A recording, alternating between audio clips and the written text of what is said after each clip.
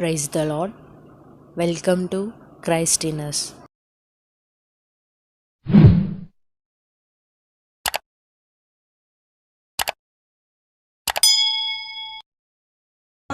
సైన్యాధిపతిగా ఉన్నటువంటి నయమాన జీవితంలో ఈ కుష్ఠరోగం కలిగినప్పుడు ఆశతో కదా ఎప్పుడు విన్నటువంటి ఒక సంతోషకరమైన మాట ఆ యజమానురాలు నయమాను భార్య విని ఆ చిన్న దాని ద్వారా వెంటనే నయమానుకు వర్తమానం తెలియజేస్తున్నప్పుడు నయమాను వెంటనే రాజుకు తెలియజేస్తున్నాడు.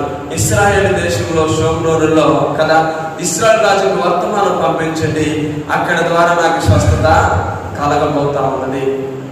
రాజుకు వర్తమానం వెళ్ళిపోయింది. రాజ్యాన్ని పరిపాలించే రాజు భయానికి గురైపోయాడు. నేనేమైనా దేవుడిని అనుకుంటున్నాడా? నేను బ్రతికించడానికి స్వస్థపరచడానికి కదా నేనేమైనా దేవుడుగా అని ఆయన బాధపడుతూ ఉంటే వెంటనే ఎలీషా ప్రవక్త అక్కడ వర్తమానం పంపిస్తున్నాడు, నా దగ్గరికి నీవు పంపించవాలి. దేవుని బిడ్డలారా, ఎలీషా ప్రవక్త దగ్గరికి అధికారంతో ఉన్నటువంటి సైన్యాధిపతిగా ఉన్న నయమాను ఏదో ఆశించాడు. ఎలీషా వచ్చి నా దృష్టి పైన, నా చేతుల పైన, నా కలిగిన బలహీనత పైన చేతులు ఉంచి వాటిని శుభ్రం చేసి ఒక వైద్యులాగా నన్ను స్వస్థపరుస్తాడు, నాకు మంచి ట్రీట్మెంట్ ఇస్తాడు అనుకున్నాడు. కానీ ఇంట్లోకి రాలా ఆయన మొహాన్ని కూడా చూపించాలి. ఎలీషా భక్తుడు వెళ్ళిపోయి యోర్దాను నదిలో 7 మార్లు మనమని చెప్తే అధికారంలో ఉన్నాడు, అంతకు మించిన అహంకారంలో ఉన్నాడు, గెలిచిన వాడిగా ఉన్నాడు. నా దగ్గరకు రావాలి ఎలీషా, నన్ను స్వస్థపరచాలి అనుకున్నాడు. ఆయన అడుగు కూడా బయటికి వెళ్ళాడు. ఏమైనా అడుగు కూడా బయటికి వెళ్ళలేదు. కానీ తన అధికారంలో, తన గర్భంలో తగ్గింపు ఏ రీతిగా నయమానుకు కలిగి ఉన్నదో ఎలీషా గమనిస్తూ దేవుడు అంటున్నాడు, యోర్దాను నది దగ్గరికి వెళ్ళిపోయి 7 మార్లు నదిలో మునిగి లెగమని చెబుతున్నాడు. వెళ్ళిపోతున్నాడు. ఇంతకన్నా గొప్ప దేశంలో, నా దేశం ఇంతకన్నా గొప్ప నదులలో అని వెళ్ళిపోతా ఉంటే ఒక చిన్న మరలా పనివాడు అక్కడ వాడబడుతా ఉన్నాడు. తన సైనికుడు, అయ్యా ప్రవక్త ఏదో గొప్ప పని చేయబట్టి మీరు చేసేవారు కదా కదా ఏదైనా గొప్ప పని చేయబట్టి మీరు చేసేవారు కదా, నదిలో మునుగు లేవమంటున్నాడు, లేవరాదండి అని అంటే నయమానికి ఆలోచన కలిగి అన్న మాట ప్రకారం 7 మార్లు లేచి మునిగి లేచాడు. పసిపిల్లవాని వలె తన దేహము మారిపోతా ఉన్నది. పసిపిల్లవాని వలె దేహం మారిపోతే ఆ నయమాను ఎలీషా ప్రవక్తను మర్చిపోలేదు. తను స్వస్థపరచబడడానికి కారణమైనటువంటి చిన్నదానిని మర్చిపోలేదు. ఒకసారి 15వ వచనం చదవండి. 5వ అధ్యాయంలో 15వ వచనం. అప్పుడు అతడు తన పరివారంతో కూడా ఎలీషా దైవజనుడి దగ్గరకు తిరిగి వచ్చి అతని ముందర నిలిచి చిత్తగించుము, ఇశ్రాయేలులో ఉన్న దేవుడి తప్ప లోకమందంతటి యందు మరి యొక్క దేవుడు లేడు అని నేను ఎరుగుదును. చాలా దేవుడులారా, ఇశ్రాయేలు దేశంలో నుంచి సిరియా దేశంలోనికి, సిరియా రాజుకి సైన్యాధిపతిగా ఉండినటువంటి నయమానిలోనికి పని మనిషిగా పని చేయడానికి ఆ చిన్న బిడ్డ వెళ్ళినప్పుడు దేవుడులారా, ఇశ్రాయేలులో ఉన్న దేవుడి నామ ఘనత నిమిత్తమై నిలబడినటువంటి ఆ పసిబిడ్డ దేవుడులారా, ఆ పసిబిడ్డ నోరు తెరిచి మాట్లాడినప్పుడు ఆయన వచ్చి ఎలీషాతో మాట్లాడుతున్నాడు. స్వస్థత పొందుకున్నప్పుడు ఇశ్రాయేలులో ఉండినటువంటి దేవుడే తప్ప లోకమందంతటా మరి ఏ దేవుడు కూడా లేడు అని నేను ఎరిగి ఉంటున్నాను. హల్లెలూయా.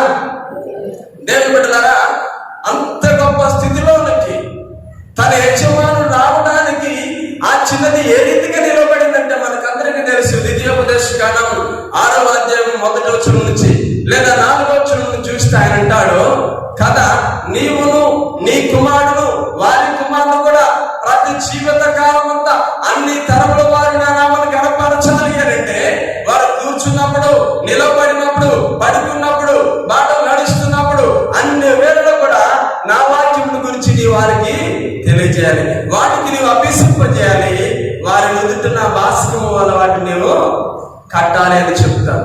ఎక్కడో దేవుని బిడ్డలారా ఒక పసిబిడ్డగా ఉంటా ఉన్నది.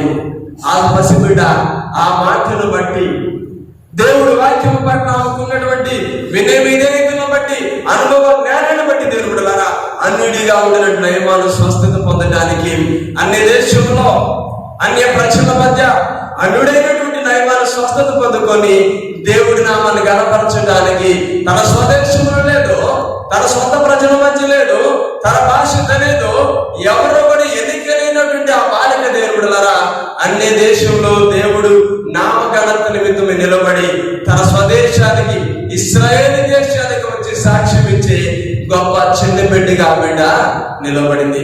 అన్యుడు సాక్ష్యం ఇస్తా ఉన్నాడు. ఈరోజు దేవుడు బిడ్డలారా, లోకమందంతటా కూడా మనం ఆరాధిస్తున్నటువంటి మహిమ కలిగిన దేవుడు, అటువంటి దేవుడు మరి ఎవరు కూడా లేడు.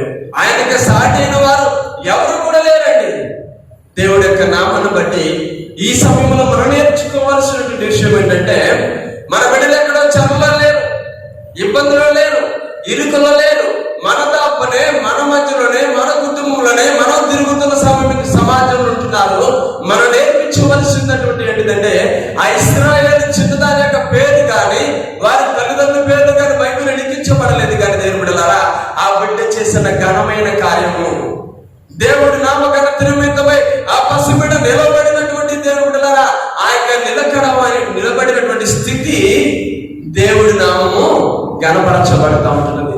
ఈ రోజుల్లో మన బాలికలు మన కుటుంబంలో లేదా మన సంఘంలో మన సమాజంలో ఉండినటువంటి బాలికలను మనం ఏ రీతిగా దైవభక్తుల్లో పెంచుతున్నాం నేటికి చింతించవలసిన విషయం కదా. నువ్వు గిన్నెలదు కదా, మట్లుదుకు, నీకు ఆడపిల్లకి బయట పని ఏంటి కదా, వాక్యం చదువుకో, ప్రార్థన చేయమని చెప్పరు. ఏమంటారు? పని చేయి, పని చేయాలా, సహజంగా పని చేయాలా, అది ఆడబిడ్డ యొక్క బాధ్యత. కానీ దేవుడు బిడ్డలారా, దైవ భక్తిలో మనం ఎప్పుడైతే పెంచగలుగుతామో అది స్వదేశమైనా అన్య దేశమైనా స్వజనులైనా అన్యులైనా ఏ దాసిగా ఉన్నా స్వతంత్రాలుగా ఉన్నా దేవుడు బిడ్డలారా, దేవుడి నామ ఘనత నిమిత్తమే నిలబడగలిగినప్పుడు అన్ని దేశంలో కూడా దేవుడు మహిమ పొందుతా ఉంటున్నాడు. ఈ రోజుల్లో మన బిడ్డలను లేదా మన కుటుంబంలో ఉండినటువంటి బాలికలను దేవుడు బిడ్డలారా ఏ రీతిగా మనం దేవుడి వాక్యాన్ని పట్టింపజేస్తున్నామో మనం ఆలోచన చేయాలి. ఏ రీతిగా దేవుడి యొక్క మాటను వారికి వినబడేలాగా చేయాలో మనం ఆలోచన చేయాలి. కనీసం మెమరీ వర్సెస్ కంఠస్థ వాక్యాలు చెప్పమంటే సినిమా పాటలు మంచిగా పాడతారు కదా, తప్పు కనుక్కోవద్దు ఎవరన్నా. సినిమా పాటలు మంచిగా పాడతారు, కంఠస్థ వాక్యాలు చెప్పమంటే మాకు భయం అండి, మా అమ్మాయి గారి పాపకు భయం వేస్తుందండి, పొద్దాలు అడగకండి, ఆమె ఏడుస్తుంది. దేవుడు బిడ్డలారా, ఈ రీతి జీవితం మనకు ఉందండి. దేవుడు నిజమైన దేవుడు. ఆ చిన్నది నోరు తెరవకపోతే ఆయన నియమాలు తన జీవిత కాలం అంతా కూడా అదే పరిస్థితిని అనుభవించేవాడే. ఆ రోజుల్లో భయంకరమైన కుష్టి వ్యాధి, స్వస్థత లేదు. నేటికి ఎయిడ్స్ వ్యాధి చేత ఎలాగ అనేకులు మరణిస్తా ఉన్నారా దేవుడు బిడ్డలారా, అంత భయంకరమైనటువంటిది ఆ రోజుల్లో కుష్టి వ్యాధి. ఆ కుష్టి వ్యాధిని తలపోస్తుంటున్నటువంటి, అనుభవిస్తుంటున్నటువంటి లేదా వేదన పొందుతున్నటువంటి నయమానికి స్వస్థత కలగడానికి ఏ భార్య దేహం కలిగిన మనిషి నిలబడలే. ఒక బాలిక నయమాని ఎదుట అన్ని దేశంలో నిలబడింది దేవుడు కొరకు. మనం చూడగలిగితే పత్రిక పాఠం దగ్గర పదం అపోస్తుల కార్యాలు 12వ అధ్యాయము 11వ వచనం చదవండి. అపోస్తుల కార్యాలు 12వ అధ్యాయం 11వ వచనం. పేతురుకు తెలివి వచ్చి ప్రభువు తన దూతను పంపి హేరోదు చేతుల నుండి యూదులలో ప్రచురణకు చేయనుద్దేశించిన వాటన్నిటిలో నుండి నన్ను తప్పించినాడని నాకు నిజముగా అనుకొనెను. అతడు ఆలోచించుకొని మార్కు అని మారు పేరు గల యోహాను తల్లి అయిన మరియ ఇంటికి వచ్చును. చాలా దేవుడు అన్నారా. పేతురు చెరసాలలో ఉన్నాడు. అప్పటికే యాకోబుని హేరోదు రోజు ఖడ్గం చేత చంపించాడు. అది ప్రజలందరికీ ఇష్టమైనటువంటి విషయం. చూశాడు, ఇలాగే హింసిస్తే నాకు మంచి పేరు వస్తుంది అనుకున్నాడు హేరోదు. ప్రజల్లో గర్వగించబడాలనుకున్నాడు హేరోదు. చూశాడు, పేతురును కూడా చంపడానికి ఆ రాత్రి తీసుకొని రావాలి. పేతురు చెరసాలలో ఉన్నాడు. 16 మంది సైనికుల మధ్య తిన్నాడు. మరలా ముందు ఇద్దరు నిలవబడ్డారు సైనికులు. ఇంకా అనేక సైనికులు అక్కడ ఉంటున్నారు. సంఘం అయితే అత్యాసక్తితో వారి కోసం ప్రార్థన చేస్తుంది. పేతురు భక్తుడి కోసం ప్రార్థన చేస్తుంది. దేవుడు బిడ్డలారా, పేతురు కోసం సంఘం అత్యాసక్తితో ప్రార్థన చేస్తుంటే ఆ ప్రార్థన ఆలకించినటువంటి దేవుడు పరలోకము నుంచి తన దూతను పంపించి ఆ యొక్క చెరసాల నుంచి పేతురుని తీసుకొచ్చాడు. మొదటి గవిని దాటింది, రెండవ గవిని దాటింది, పట్టుకొని కడగంటున్నాను అనుకుంటున్నాడు ఆయన. లేదు, లేపింది వెళ్ళిపోయింది, మాయమైపోయి. దేవుడు హేరోదు చేతుల నుంచి, యూదా ప్రజల నుంచి, ఈ శ్రమల నుంచి నన్ను విడిపించాడు అని తెలుసుకున్నటువంటి పేతురు నేరుగా ప్రార్థన జరిగే స్థలానికి వెళ్ళిపోయాడు. ప్రార్థన జరుగుతున్న స్థలంలో ఎవరి కోసం ప్రార్థన చేస్తున్నారు, అసలు ఎందుకు ప్రార్థన చేస్తున్నారు, ఎవరు ప్రార్థన చేస్తున్నారంటే చేసేది యూదా క్రైస్తవులే, చేసేది పేతురు కోసమే, చేసేది ఆయన చెరలో నుంచి బయటికి రావాలని ప్రార్థన చేస్తున్నారు. ప్రార్థన మాత్రమే చేస్తున్నారు కానీ విశ్వాసం వారిలో లేదు. ఏముందట? విశ్వాసం వారిలో లేదు. అక్కడ స్పష్టంగా రాయబడింది, మార్కు అని మారు పేరు కలిగిన యోహాను తల్లి అయిన మరియా. ఎవరు ఈ మార్కు అంటే మార్కు సువార్త రాసినటువంటి మార్కు. ఈ మార్కు తల్లిగా ఉంటున్న మరి ఇంటిలో ప్రార్థన జరుగుతా ఉన్నది. ఆ మరి ఇంటిలో పని మనిషి ఈ రోజే. ఎవరండి రోజే? మరి ఇంటిలో పని మనిషి రోజే. ఆ పని మనిషి దేవుడు క్రైస్తవురాలుగా ఉండి పని జరిగిస్తూ ఎలా ఉంటుందంటే విశ్వాసులుగా ఉండి అవిశ్వాసంతో ప్రార్థన చేస్తున్నటువంటి ప్రజల మధ్యన ఒక విశ్వాసగా నిలవబడింది. హల్లెలూయా. రోజు అంటే అర్థం ఏంటంటే గులాబీ పుష్పగుచ్చమని అర్థం. ఏంటట? గులాబీ పుష్పగుచ్చమని. ఆ గులాబీ పుష్పగుచ్చము కంటే ముళ్ళులైనటువంటి సమాజంలో ఉండినటువంటి ఆ ప్రార్థన జీవితము కలిగినటువంటి వారి జీవితాల్లో ఒక ముళ్ళులు కలిగినటువంటి వారిగా మధ్య ఉన్నటువంటి ఆ పసిబిడ్డ దేవుడలారా ఒక గులాబీ పుష్పం వల్లే ఆ యొక్క పేతురు వచ్చి తలుపు తడుతూ పిలుస్తా ఉంటే పేతురు స్వరనామ గుర్తుపట్టింది. ఒక పని పిల్ల రోజే తన యజమానురాలులో పని చేస్తూ ఉంటున్నది. ఆ పని చేసి ఇంట్లో ప్రార్థన జరుగుతూ ఉంటున్నది. ఆ ప్రార్థన ఆమె గమనించింది ఏంటంటే పేతురు అనే దైవచరుడు చెరసాలలో ఉన్నాడు. ఆయన విడుదల కోసము మా యజమానురాలు చేరమని ఆత్మీయులంతా ప్రార్థన చేస్తున్నారు. ఆయన దేవుడు విడిపిస్తాడనే సత్య విషయం ఆ పని పిల్ల రోజేకి తెలుసు. ప్రార్థన చేస్తున్న తల్లులకు అక్కడ ఉన్నటువంటి తల్లులకు తెలియట్లే. వచ్చిన స్వరానికి సంతోషంగా వెళ్ళిపోయి పరుగు దగ్గరికి వెళ్ళిపోయి చెబుతున్నది. పేతురు భక్తుడు వచ్చాడండి. పేతురు వచ్చాడు, నువ్వు నాకు పిచ్చిదాన్ని, నీకు తెలియదు. ఆయన చెరసాలలో ఉంటే 16 మంది కావలిలో ఉన్నాడు, బయట 2 కావలిగా ఉన్నారు. అనేక సైనికులు అతను ముందుగా ఉంటున్నారు. ఎలా రాగలుగుతాడు? బందీగా ఉంటున్నాడు. స్వేచ్ఛగా ఆయన లేడు. రావడానికి అవకాశం ఎంత మాత్రం కూడా లేదు. నువ్వు మాట్లాడదు, నీ పిచ్చిదాన్ని నోరు మూసుకొని చెప్పాను. ఏం చెప్పారు? నువ్వు పిచ్చిదాన్ని నోరు మూసుకుంటే విశ్వాసము కలిగిన ఆ పసిబిడ్డ లేదు.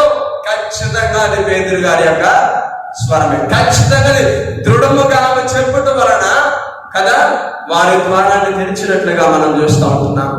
ప్రియమైనటువంటి దైవజనాంగమా, ఈ రోజుల్లో ప్రార్థన చేసి మన జీవితాల్లో కదా ప్రార్థన పరులై ఉండే మన జీవితాలు క్రైస్తవ లోకంలో మనం చేయవలసింది ఏంటంటే చాలాసార్లు ప్రార్థన చేస్తాం కానీ ఒక పని పిల్లాంటి రోజే, కానీ విశ్వాసం మనం ఉంచలేము. ఒక చిన్న ఉదాహరణ మీకు చెప్తాను. ఒక దేశంలో పేద కుటుంబం ఉన్నది. చిన్న ఉద్యోగం చేసుకున్న వారు తల్లిదండ్రులు. వారికి 9 మంది సంతానం, 5 కుమారులు, 4 కుమార్తెలు. వారికి ప్రథమ సంతానము కుమారుడు. ఆ కుమారుడు దేవుడు ఎదిగి 19 సంవత్సరాల వయసుకు వచ్చాడు. వయసుకు వచ్చి తన జీవితం నడిపించుకోవడానికి, తన కుటుంబం పోషణ కోసము చిన్న వయసులోనే ఒక చిన్న పాఠశాలలో ఉద్యోగిగా జాయిన్ అయ్యాడు. ఉపాధ్యాయుడిగా బోధిస్తున్న సమయంలో సంవత్సరాలు గడిచిపోతున్నవి. భయంకరమైన చలికాలం జనవరి మాసం అలాగ వచ్చింది. అతను ఒకరోజు అనుకోకుండా దగ్గి తన నోట్లో నుంచి విపరీతంగా భయంకరమైన బ్లడ్ నోట్లో నుంచి పడిపోయింది. ఆ స్కూల్లో విద్యను బోధిస్తున్నటువంటి ఆయన విద్యార్థులు అనేక చూసి భయపడిపోయి, సార్ మాస్టర్ గారు ఏమైంది అనేసి వచ్చి అతని ఆ బ్లడ్ తుడుస్తూ అలాగే ఆదరిస్తా ఉన్నారు. ఏం కాలేదు, వెళ్ళిపోండి అని చెప్పాడు. మరలా మరుసటి రోజు వచ్చాడు క్లాస్ చెప్పడానికి. సేమ్ మరలా విపరీతంగా నెమ్మదిగా తగ్గి దేవుడులారా ఈ ముక్కుల నుంచి కూడా అతను బ్లడ్ పడిపోయింది. పిల్లల్లో భయం మొదలైంది. పిల్లల భయం మీద హాస్పిటల్కి వెళ్ళిపోతే నిర్ధారించిన విషయం ఏంటంటే ఇది క్షయవ్యాధి, టీబీ జబ్బు, దీనికి కదా నివారణ లేదు. మీరు ఇంట్లో ఉండడానికి అవకాశం లేదు. అంటువ్యాధి, మీరు ఎలాగైనా సరే హాస్పిటల్లో ఉండాల్సిందే ఐసోలేషన్ అని చెప్పినప్పుడు ఆయన వెళ్ళిపోయాడు. ఎవరు లేరు, తండ్రి రావట్లేదు, తల్లి రావట్లేదు, తోడు రావట్లేదు. అప్పటి వరకు ఆయన తిరిగిన సమాజంలో ఎవరు రావట్లేదు. ఒక చిన్న బిడ్డ ఒకనొక రోజు ఆయన దగ్గరికి వచ్చింది. సాయంత్రం వేళ ఆదివారం రోజు వచ్చి అతనికి గుడ్ మార్నింగ్ సార్ అని చెప్పి, దేవుడు బిడ్డలారా మీకోసం 2 నిమిషాలు ప్రార్థన చేస్తా అని చెప్పి ప్రార్థన చేసి వెళ్ళిపోతూ ఒక కొత్త నిబంధన ఆయనకి ఇచ్చిందట. అందిస్తే ఆయన అంటున్నాడు, ఇంతవరకు నా తండ్రి కానీ ఎవరు నా దగ్గరకు రాలేదు, ఎవరు కూడా నన్ను ప్రేమించట్లేదు, ఎవరు కూడా నా దగ్గర రావట్లేదు. చిన్నపిడ్డ నువ్వు వస్తా ఉన్నావు, అమ్మ నీవు నా దగ్గరికి రాకాకు, నాకు చెడు వ్యాధి నయమైంది కాదు, నేను మరలా కొన్ని రోజులకి చనిపోతానని చెప్పాడు. వెళ్ళిపోయింది. మరుసటి రోజు వచ్చింది. మరలా వస్తుంది, ప్రార్థన చేస్తుంది. వచ్చి అంటున్నది, వాక్యం చదవ నా బిడ్డ చెప్పింది. వాక్యం చదివేలా చదవలేడు.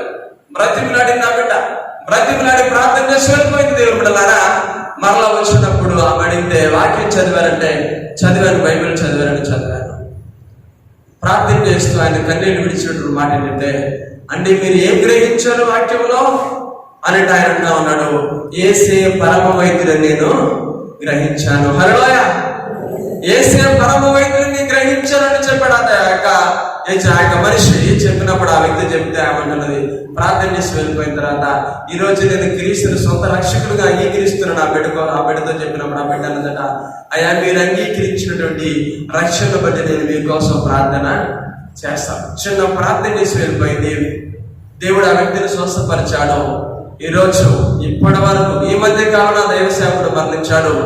దక్షిణ కొరియాలో పాలయాగించే 10 లక్షల అతిపెద్ద సంఘము ఆయన ఏర్పాటు చేసినటువంటి సంఘం. ఒక పసిబిడ్డ, ఒక చిన్న బాలిక ద్వారా ఆయన స్వస్థత పొందుకొని యేసుక్రీస్తుని కూర్చున్నటువంటి రక్షణ వాక్యం విని దేవుడు బిడ్డలారా, ఎలాగైతే రోజు ద్వారా ఆ కుటుంబంలో నుండి ప్రార్థన చేస్తుంటున్నారు, లేదా ఎలాగైతే నైమానికైన దృష్టిని గురించి స్వస్థత కలగడానికి ఆ ఇశ్రాయేలు చిన్నది నిలబడదో, ఈ రీతిగా చిన్న బిడ్డ నిలబడినప్పుడు ఆ మాటను బట్టి పాలయాగించగా రక్షణ పొంది ప్రపంచ దేశాల్లో అనేకులకు సువార్తను ప్రకటించి గొప్ప సువార్థికుడిగా కదా క్రీస్తు కొరకు మహాసైనికుడిగా ఆయన నిలబడ్డాడు. ఒక చిన్న బిడ్డను బట్టి ఈరోజు ఎలా కూర్చుంటుంది మన కుటుంబంలో మన బిడ్డల పరిస్థితి. ఈ రోజుల్లో దేవుడులారా ఏ రీతిగా మన సమాజంలో బాలికల పరిస్థితిని మనం ఎంచుగా ఉంటున్నాం. ప్రార్థన చేయడానికి వచ్చి ఇష్టమైన చేస్తాను, ఎదుగా ఫోన్ తీసుకో కూర్చో, ఏమంటారు, ఫోన్ తీసుకో కూర్చో, ప్రార్థన రాక ఎక్కడే ఉండు, ఏడవ కాదు, నీకోసం మేము తినే తీసుకొస్తాం, బిస్కెట్ స్నాక్స్ తీసుకొస్తామని చెప్తారు. ప్రార్థనలోకి వచ్చాను దేవుడులారా, మనం చేసే ప్రార్థన ఆ బిడ్డలు గమనిస్తారు. మనం చేసే ప్రార్థన ఆ బిడ్డలు గమనించి, మనం పాడే పాటలు గమనించి, మనం ఎలాగ వాక్యం చదువుతున్నామో గమనించి దేవుడులారా దేవుడిని గణపరచడానికి ఒకనొక రోజు మనమే బలహీనంగా అనుకోండి, మన కోసమే వారు ప్రార్థన చేసే గొప్ప ప్రార్థన పనులుగా బాలికలు నిలబడుతూ ఉంటారు. సహజంగా కదా బాయ్స్ కంటే గర్ల్స్ త్వరగా రెస్పాండ్ అవుతారు. దేవుడు బిడ్డలారా ఆ రోజు చిన్న మాటను బట్టి డోర్ ఓపెన్ చేశారు, పేదలు లోపలికి వచ్చాడు, విభ్రాంతికి గురైపోయాడు. అవునా, మేము ప్రార్థన చేశాము కానీ విశ్వసించలేదు, కానీ దేవుడు గొప్ప కార్యం వారి జీవితంలో చేశాడు. వారు ఆశించినటువంటి పేదలు సజీవంగా వాళ్ళ మధ్య నిలబడ్డాడు. దేవుడు బిడ్డలారా ఈ రోజుల్లో మన ఆత్మీయ స్థితిని మనం పరిశీలించుకుందాం. మన బాలికల పట్ల మనం ఎటువంటి వారి యొక్క భవిష్యత్తు కొరకు దేవుడు బిడ్డలారా ఎటువంటి భద్రత మనం కల్పించగలుగుతున్నామో మనం ఆలోచన చేయాలి. ఒకసారి మనం చేసే సువార్త పట్టణంలో మార్కు సువార్త 5వ అధ్యాయం 21వ వచనం నుంచి చూడగలిగినట్లయితే చదవద్దు కానీ ఆయన యాయీరుని సమాజ మందిరం అధికారి యేసు దగ్గరికి వచ్చాడు. అనేక ప్రజలు ఆయన వెంబడిస్తూ ఉంటున్నారు. ప్రజలు వెంబడిస్తూ అనేకులు స్వస్థత కొరకు కొంతమంది, భోజనం కొరకు కొంతమంది, పేరు కోసం కొంతమంది, ప్రఖ్యాతి కోసం కొంతమంది, యేసుని చూడడానికి కొంతమంది, యేసు మాటలు వినడానికి కొంతమంది, ఆయన ఏదైనా చెప్తే తప్పు పట్టడానికి కొంతమంది వెంబడిస్తున్నారు. యాయీరు మాత్రం యేసు కోసం పరుగులెత్తుతూ ఉన్నాడు, వెంబడిస్తున్నాడు. నా కుమార్తె చావు సిద్ధంగా ఉంటున్నది, నా చిన్న కుమార్తెను మీరు వచ్చి బాగు చేయాలి. వస్తా బాగుడేసి వెళ్ళిపోతా ఉన్నాడు. దేవుడు అలా వెళ్ళిపోతామంటే ఆయన ఇంటి దగ్గరికి రాకముందే ఏడుచుకుంటూ కొంతమంది బయటకు వచ్చారు. ఆ రోజు ఏం చేసిందంటే డబ్బులు ఇచ్చి కూలికి పెట్టించుకున్నవారు ఏడవడానికి ఇంట్లో ఏం చేసేది, అంగలార్చడానికి, రోధించడానికి, ఏడ్చుటకు డబ్బులిచ్చి కూలికి పెట్టించుకున్నవారు.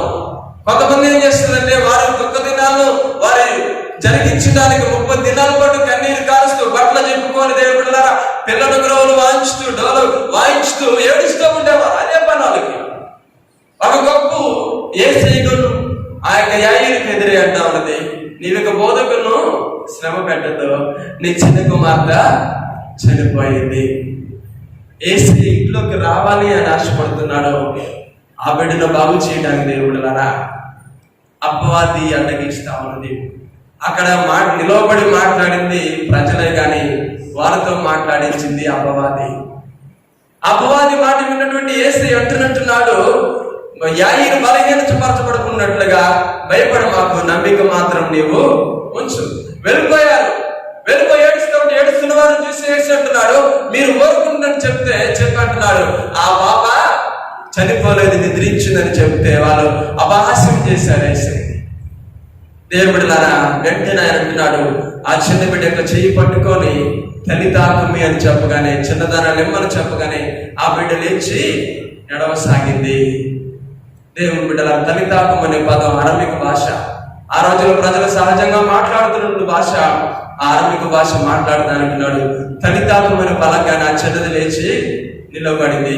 అనేకుల మధ్య యేసు నామం కనపరచబడింది. ఈరోజు దేవుని బిడ్డలారా మన కుటుంబాల్లో, మన సంఘములో, సమాజంలో బాలికలు ఆత్మీయంగా నిద్రిస్తున్నారేమో, ఆత్మీయమైన స్థితిలో మరణించిన స్థితిలో ఉన్నారేమో, ఆత్మీయంగా దేవుడులారా మన కుటుంబాల్లో సంతోషం లేని వాళ్ళు జీవిస్తున్నారేమో. కానాడు స్త్రీ గురించి మనం జ్ఞాపకం చేసుకుంటే యేసు దగ్గరకు వచ్చి కేకలు వేస్తున్నది, ఆ కుమార్తె చనిపోలేదు. కానీ దేవుడులారా దెయ్యం బట్టి బహుగా బాధపడతా ఉన్నది. కుటుంబంలో సంతోషం లేదు, కుటుంబంలో ఆనందం లేదు, ఎక్కడికి వెళ్ళినా ఎటువంటి నెమ్మది కలగట్లేదు, ఎవరిని ఆశ్రయించిన స్వస్థత కలగట్లేదు. భయంకరమైనటువంటి చికాకులో ఆ యొక్క బాలిక చేస్తూ ఉంటుంది. దేవుడులారా కనాని స్త్రీ పరుగు యేసు దగ్గరికి వెళ్ళిపోతా ఉన్నది. అమ్మ తగ్గింపును బట్టి దేవుడులారా తన కుమార్తెకు స్వస్థత కలుగుతాం. ఈరోజు ఏ రీతిగా మీ బాలికల భవిష్యత్తు కొరకు, మీ బాలికల యొక్క భద్రమైన భవిష్యత్తు కొరకు దేవుడులారా యేసు దగ్గరకు మనం రాగలుగుతున్నాం. యాయేరు కృంగిపోలేదు, కానీ యేసు మాట పైన నమ్మకం ఉంచాడు. యేసు తన ఇంట్లో మరణం ఉన్నది, జీవమనే యేసుని తీసుకొచ్చాడు. జీవమనే యేసు ఇంట్లోకి వచ్చినప్పుడు దేవుడులారా మరణము అనే దుఃఖము లేదా మరణము దేవుడులారా యాయేరు యొక్క ఇంట్లో నుంచి బయటకు వెళ్ళిపోయింది. జీవం అనే సజీవ స్థితి తన కుమార్తెలోనికి, తన కుటుంబంలోకి వచ్చినప్పుడు సంతోషము కలుగుతూ ఉంటున్నది. ఈ రోజున మన మధ్యలో ఉండే బాలికల పట్ల ఎటువంటి భద్రత, వారి యొక్క భవిష్యత్తు కొరకు ఎటువంటి భద్రత మనం కల్పించగలుగుతున్నాం. పుట్టగానే సంవత్సరం రాకముందు సుకన్య యోజన కదా, వారి కొరకు బ్యాంకులలో కదా ఫిక్స్డ్ డిపాజిట్ చేయడం, వారి కొరకు ముందుగానే పేపర్లు ల్యాండ్ పేపర్లు రాయించడం కదా, భర్తతో గొడవపడిన, భార్యతో గొడవపడిన బిడ్డలకు, ఆడబిడ్డలకు నిలబడిన బాలికలకు భద్రత కల్పించడానికి ధనం కోసం ఆలోచన చేస్తున్నావే, మంచి మంచి స్కూల్లో చదివించడానికి ఆలోచన చేస్తున్నావే, కానీ దేవుడి దగ్గర నడిపించడానికి ఎలాగ సిద్ధపడతా ఉన్నావు? దేవుడి ఆలోచన చేయాలి. ఒక దేశంలో ఒక విచిత్రమైన కార్యం జరుగుతూ ఉంటున్నది. తండ్రి ఇద్దరు త్రాగబోతులో వారికి ఒక బాలిక, ఒక ఆడబిడ్డ కలదు, చిన్న బిడ్డ. వారు చేసేదంటూ ఒకటే, వారికి విస్తారమైన ధనం ఉంటున్నది. బయటకు వెళ్ళిపోతారు, మంచిగా వైన్ బాటలు తెచ్చుకుంటారు. మధ్యాహ్నం త్రాగడం వరకే వాళ్ళ పని, త్రాగడం తింటాం. ఎన్నడూ కూడా ఆ బిడ్డను ఒక స్కూల్ కానీ, ఒక సండే స్కూల్ కానీ, ఒక సమాజంలోకి పంపించిన వారు కాదు. ఒకనొక రోజు బాగా వాళ్ళు త్రాగి ఇంట్లో ఉన్నటువంటి మందు అయిపోయింది, మద్యం అయిపోయినప్పుడు దేవుడులారా ఆ పసిపిల్లతో చెప్తున్నారు, పోయే ఓపిక లేదు. వారికి చెప్తున్నారు, కొంచెం నువ్వు మన ఇంట్లో నుంచి, మన రూమ్ నుంచి కొంచెం ముందుకెళ్ళిపోయి లెఫ్ట్ సైడ్ తిరిగి రైట్ సైడ్ తిరిగితే ఒక వైన్ షాప్ ఉంటుంది, అక్కడికి వెళ్ళిపోయి మా కొరకు నువ్వు మందు కొనుక్కురాని పసిబిడ్డను పంపించాను. పసిబిడ్డ పంపిస్తే ఆ బిడ్డ మార్గానికి వెళ్తా ఉన్నది. ఒక దగ్గర ఒక రూమ్ లో పాటలు వినపడతా ఉన్నాయి, యేసు గురించి ఉన్న పాటలు సండే స్కూల్ జరుగుతూ ఉంటున్నది. ఆ బాలకి వింటా ఉన్న దేవుడి పాటలు విని అక్కడే ఉండిపోయి దేవుడు ఆ ప్రార్థన సహవాసం దగ్గరికి వెళ్ళిపోయి కూర్చొని వచ్చేసింది. వచ్చి ఏం చేసిందంటే ఆ వైన్ బాటిల్ తీసుకురావడం లేట్ అయిపోయింది. బాగా విపరీతమైన మత్తులో ఉండినటువంటి తన యొక్క తండ్రి తల్లి ఆ బిడ్డ పైన మీద పడి కొట్టి సీసాలు పగల కొట్టి బిడ్డను కూర్చి నువ్వు మేము చెప్పిన మాటలు కూడా ఇంత లేట్గా వచ్చావు, మాకు త్రాగడానికి ఆలస్యం అయిపోయిందని ఆ బాలిక పైన దేవుడున్నారా విపరీతంగా గాయాలు పాలు చేస్తే ఆ పసిబిడ్డ రక్తపు మడుగులో కొట్టుకులాడుతా ఉంది. రాత్రి గడిచిపోయింది. ఉదయం కల్లా తండ్రికి తల్లికి ఆ మత్తు దిగింది. దేవుడున్నారా చూస్తే ఎక్కడ బిడ్డ రక్తపు మడుగులో కొట్టుకులాడుతా ఉన్నది. ఎటువంటి చర్మం లేదు, చనిపోయే పరిస్థితి, చనిపోయే భయంకరమైన కన్నీటి వేదన బిడ్డ జీవితంలో ఉంటా ఉన్నది. చూసి ఏడవడం ప్రారంభించారు తల్లిదండ్రులు. అయ్యో మధ్యలో మా బిడ్డను మేము హింసించాం, మా బాలిక మేము చిత్రహింసలు చేశామని పరుగున హాస్పిటల్ తీసుకెళ్ళిపోయారు. వైద్యులు ప్రయోజనం లేదని చెప్తే ఆ పసిబిడ్డ అలాగ ఓపిక లేని స్థితిలో తల్లిదండ్రి చెయ్యి తాకి అంటా ఉన్నది. చెయ్యి పట్టుకొని, మమ్మీ డాడీ మీకు ఒక మాట చెప్తాను, మీరు ఇంతకాలం మీ జీవితాన్ని వృధా చేసుకున్నారు, మద్యం పరుగులను మీరు మునిగిపోయారు, కానీ యేసుని రక్షకుని నేను గ్రహించాను, ఆయనే నిజమైన దేవుడు అని ఆ పసిబిడ్డ ఆ బాలిక దేవుడారా వారి యొక్క తల్లిదండ్రులకు ఆమె తెలియజేసి కన్ను మూయటం జరిగింది.